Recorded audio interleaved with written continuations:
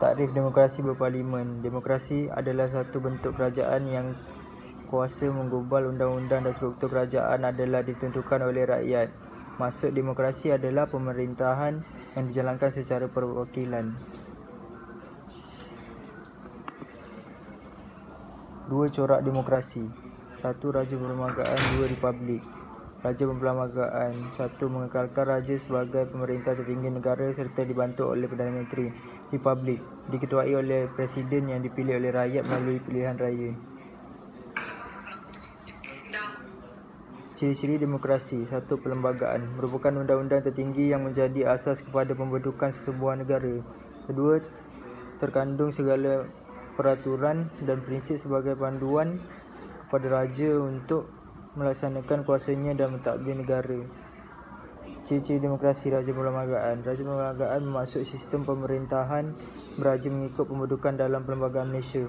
Kedua, IDPA bertindak berdasarkan Perlembagaan Malaysia. Ciri-ciri demokrasi parlimen. Parlimen adalah badan perundangan bagi kerajaan persekutuan dan ia membuat undang-undang yang boleh dikuatkuasakan di seluruh negara. Kedua, parlimen meluluskan undang-undang persekutuan. Ketiga, membuat pindahan kepada undang-undang persekutuan yang ada. Keempat, meriksa dasar-dasar kerajaan. Kelima, meluluskan perbelanjaan kerajaan. Keenam, meluluskan hasil-hasil cukai yang baru.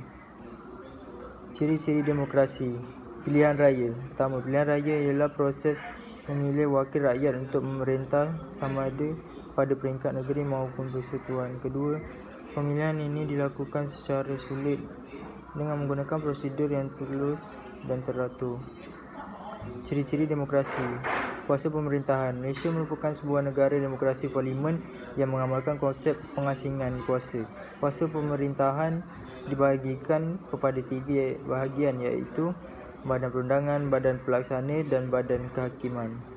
Ciri-ciri demokrasi. Parti-parti politik. Parti politik merujuk kepada sekumpulan orang yang mempunyai ideologi politik untuk mencapai matlamat bersama. Parti-parti politik ini berjuang untuk mendapatkan kuasa. Kebebasan asasi.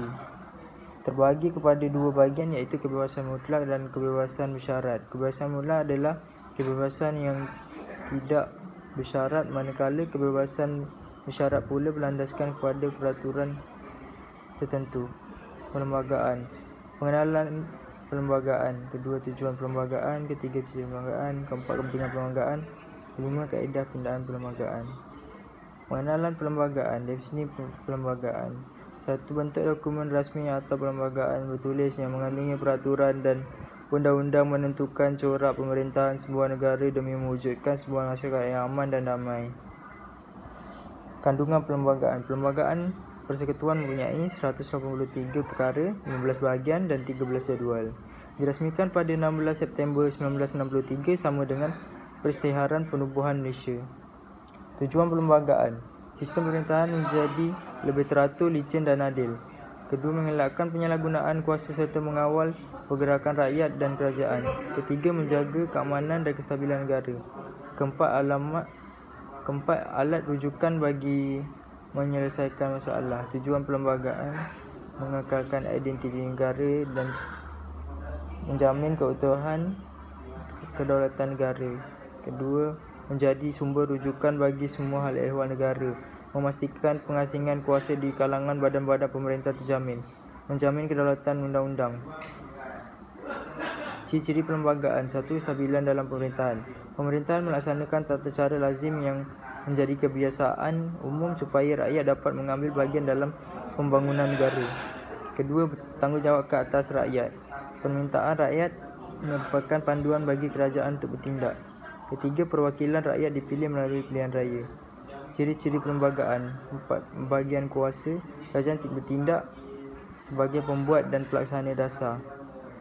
Kelima, kerajaan bersifat terbuka.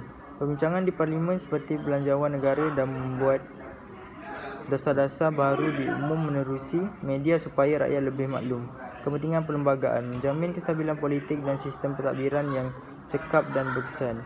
Perlembagaan menentukan corak pemerintahan, pembagian kuasa antara pelbagai badan kerajaan serta prinsip-prinsip umum cara kuasa tersebut dilaksanakan. Kedua, menjamin keselamatan dan kesejahteraan rakyat. Perlembagaan menentukan hak asasi rakyat seperti kebebasan bercakap, kebebasan beragama dan pemilikan harta. Perlembagaan dapat mengelakkan penyalahgunaan kuasa pemerintahan.